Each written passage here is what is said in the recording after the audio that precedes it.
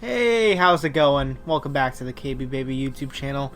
And it's come to my attention that, as of recently, I've been putting a lot of Doom in the background of my videos, so I decided to mix things up and do a chill video about a game that I actually kind of like a lot.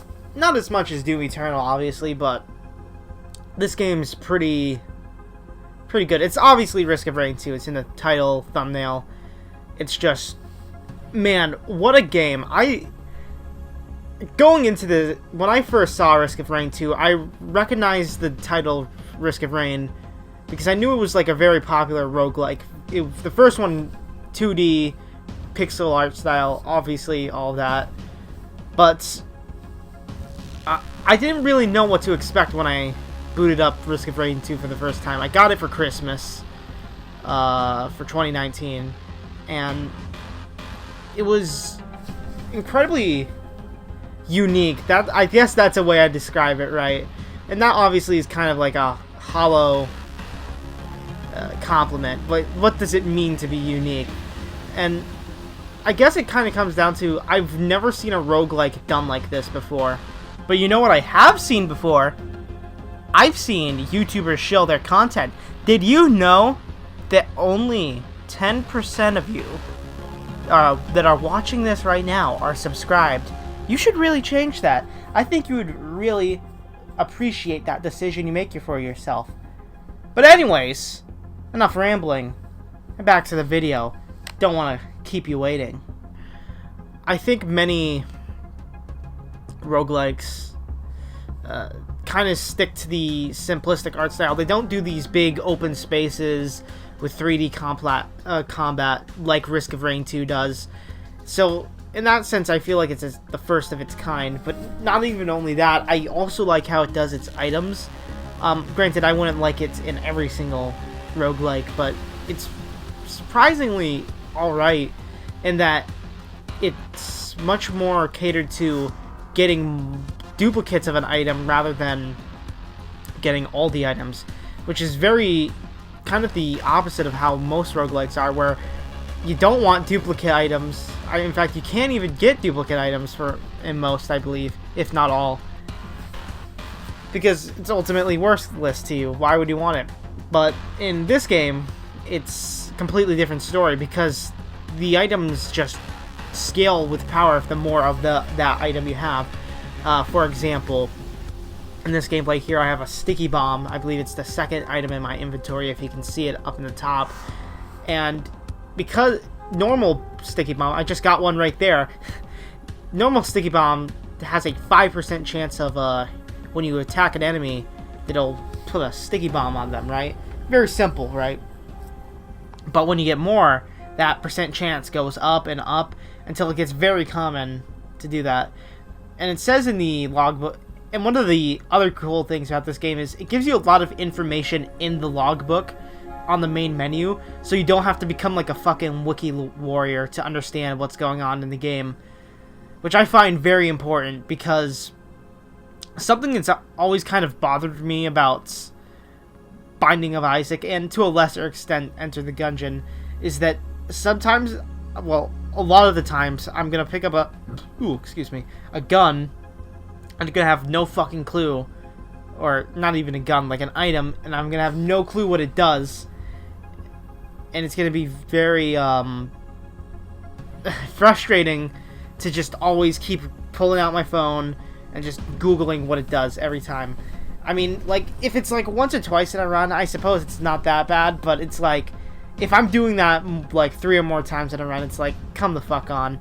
Because Isaac has like 500 items, whereas Enter the Gungeon, I believe, has like, including guns, probably like 200 or 300.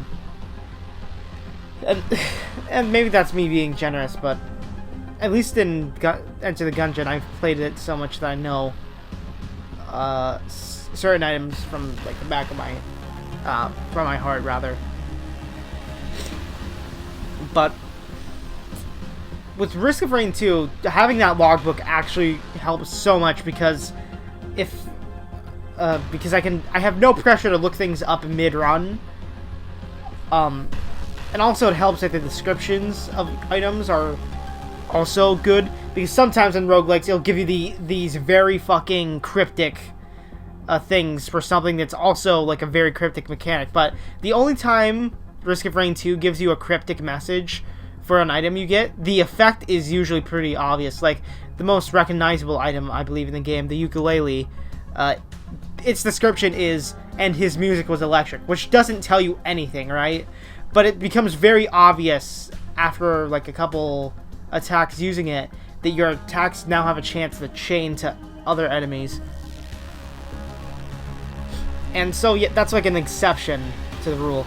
Another reason I'm actually talking about this, now that I think about it, is because I recently saw a thing on Instagram from a guy I follow. I haven't been using Instagram for like the past year, but in the past like week or so, I've been checking it every now and then.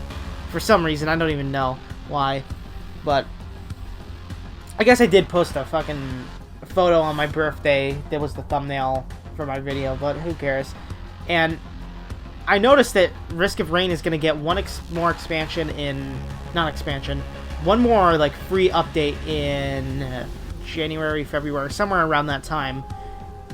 But they're also planning on working on at least... They say expansion 1, so that implies that there's going to be at least 2, right? Expansions. And it's a paid expansion. However, it's going to add, like... It's going to be, like... The way they described it is, like... 3 to 4 updates packed into one, and you pay for it. That's going to include survivors, bosses, new areas, a new ending, apparently, from what they've said. And it's fucking good, right? Because I like this game. Something that I can really give credit to Risk of Rain 2, even among other roguelikes, is that it's a game that I can casually pick up and put down, and I don't have to feel too stressed about it. Like, with Doom Eternal, it's very much the same thing. If I pick up that game... If I put that game for, like, let's say, like, from today till, like, just, like, a couple weeks into the new year, and if I picked it up again, it's like, I would be able to understand it, kind of, still, inside out, for the most part. I would not be totally lost if I dropped Doom Eternal all of a sudden. Drinking some Sprite right now. It's been a while since I had it. It's pretty good. Yeah, obviously this is a much more casual video than usual.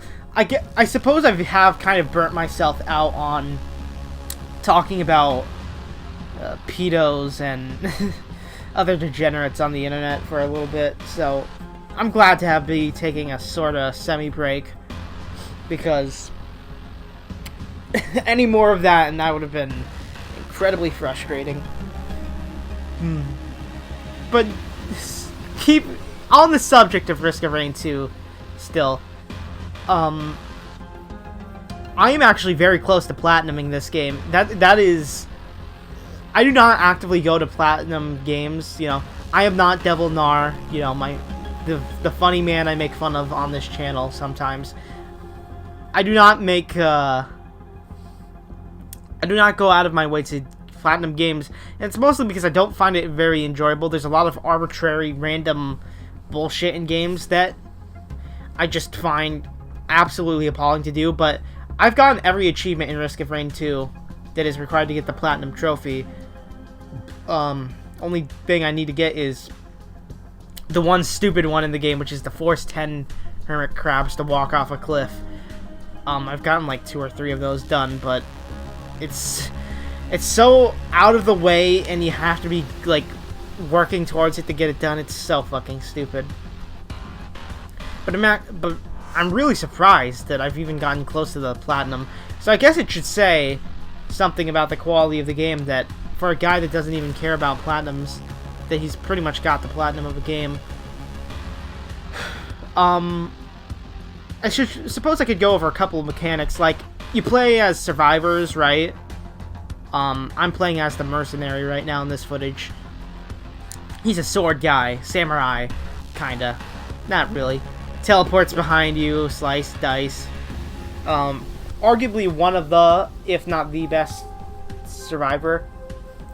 Though I think he's probably changed in the recent meta. I could be wrong, though. something about playing him recently felt a little off. And you play Survivors, and you go through stages, and you can choose to either obliterate yourself at the obelisk, that's one ending, and the other ending is to eventually teleport yourself to the moon from stage 5 or 10 or 15, from every interval of 5. Teleport yourself to the moon, defeat the King of Nothing, and extract. And it's a pretty fun gameplay loop, surprisingly. And the fact that it's going to be getting more content soon, it's very entertaining. But with that being said, I've hit the 10-minute mark, and I am just tired out. I've got school projects. I've got to fucking really focus on getting my gaming PC stuff all sorted out. So I'm going to leave this video here. I hope you enjoyed. And if you did, you better like and subscribe for me, please. Comment down below what you think of Risk of Rain 2, or if you have any questions about it, I could probably answer them. That being said, I've been KB Baby. Stay rad. Don't be radicalized. And God bless your soul. I'm signing off. Peace.